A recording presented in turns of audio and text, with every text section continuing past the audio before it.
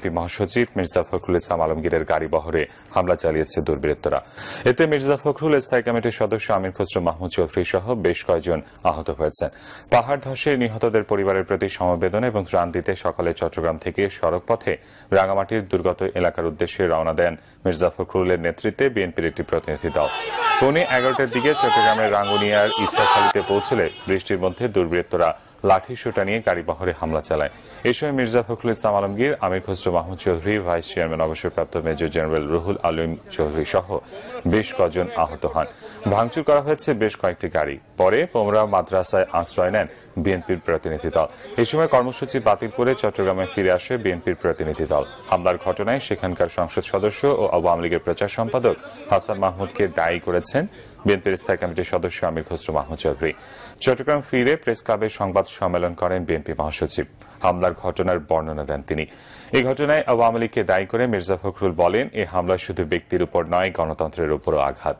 আওয়ামী লীগ যে গণতন্ত্র ও ভিন্ন মতে বিশ্বাস করে না, এই ঘটনা তারই প্রমাণ।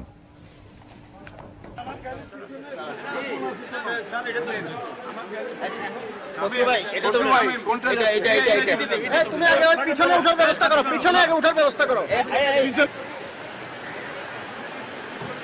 50-60 জন লোক লাঠি ছোটা রড ছুরি ধামা কিভাবে যে পাথর মারছে আর গাড়ি ভাঙছে, আর তারপরে রামদাও ছুরি লাঠি, মানে আমাদের তো জীবন নিয়ে এখান থেকে যে বেরিয়ে আসছি, এটাই মনে হয় আমরা যে জীবন নিয়ে এখান থেকে যেতে পারবো এটা আমি বিশ্বাস করি না। এই ধরনের আক্রমণ। আমির খসরু মাহমুদ চৌধুরী সাহেব তার হাতে রক্তাক্ত হয়েছে, আমাদের মেজর জেনারেল সাহেবের ঘাড়ে আঘাত লেগেছে, আমারও আঘাত লেগেছে, এবং আরো একটি গাড়ি পেছন দিকে সেটাও তারা পুরোপুরি হয়ে ভেঙেছে।